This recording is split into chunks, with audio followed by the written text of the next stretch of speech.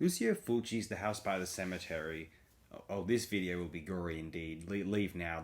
It'll get gory pretty quickly, actually, as the film did. The Beyond is often considered Lucio Fulci's masterpiece, though I've read and heard in places, I have vague memories of hearing or reading that The House by the Cemetery is often considered a great favourite by some, the undersung favourite, perhaps. Some of the most satisfying cinematography, some of the most satiating gore VFX in Fulci's filmography. I think it's one of the more ethereal and ambient, effectively atmospheric and moody, gloriously filmic of Fulci's works. This is, if it weren't for The Beyond, it would be tempting to name The House of the Cemetery as my favourite. I will say that much. I'd like to read out the production information, which was uploaded to Wikipedia by some very nice people.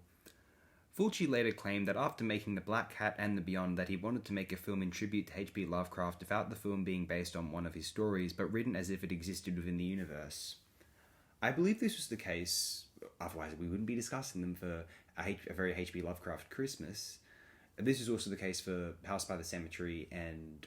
this is House by the Cemetery, what am I thinking of? City of the Living Dead and The Beyond. Clunky titles. Screenwriter Dardano Sacchetti was inspired by Henry James' The Turn of the Screw. That's an interesting short story of The Turn of the Screw, which still gets talked about to this day.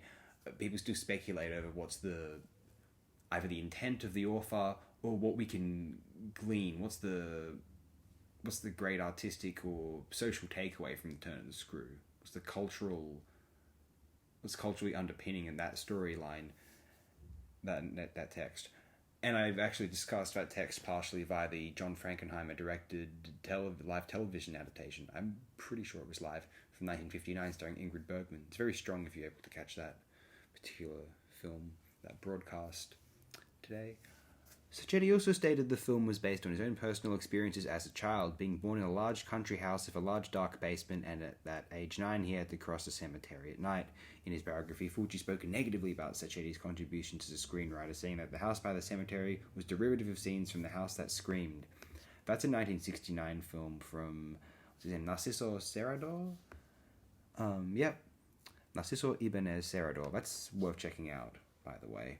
The film went through several changes from the original story by Elisa Briganti and the script by Sacchetti. The script was originally titled La Notte dell'Inferno, translated The Night of Hell, which became La Casa de Freudstein and then Quella Casa Canto al Cimitero.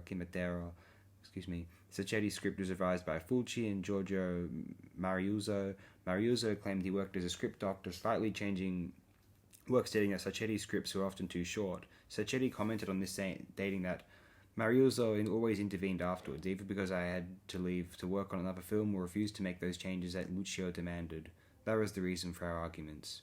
The House by the Cemetery was shot on location in New York City, Boston, and Concord, Massachusetts. The film was also shot in studios at De Paolis in INCOR Studios in Rome.